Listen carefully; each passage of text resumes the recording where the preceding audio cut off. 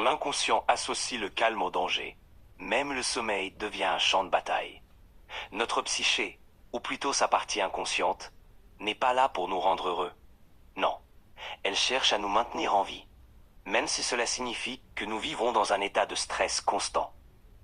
Imagine une petite fille qui joue à la poupée. Elle est assise, tranquille, et elle est contente.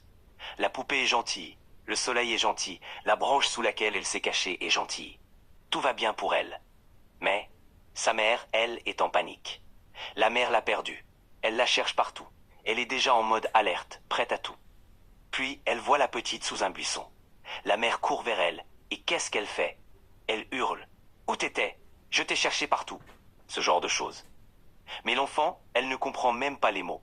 Ce qu'elle capte, c'est l'état de sa mère. Ce qu'elle ressent, c'est l'émotion brute, l'urgence, l'alerte. Et cette alerte, cette émotion, enregistre un message dans l'inconscient de l'enfant.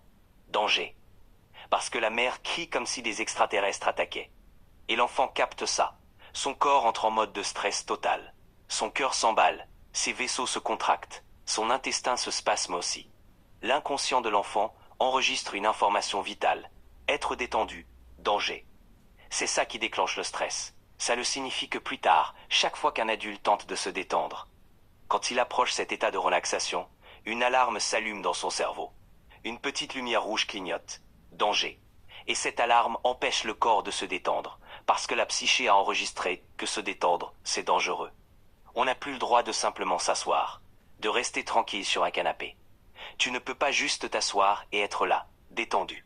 Il faut faire quelque chose. Il faut ranger, cuisiner, bouger, ou au minimum lire un livre. Moi, par exemple, je me disais, il faut que je lise au moins. Mais si tu restes là, sans rien faire, détendu, cette petite lumière rouge s'allume dans ta tête. Danger. Et c'est comme si tu n'avais pas le droit de t'arrêter. Le stress commence à prendre le dessus.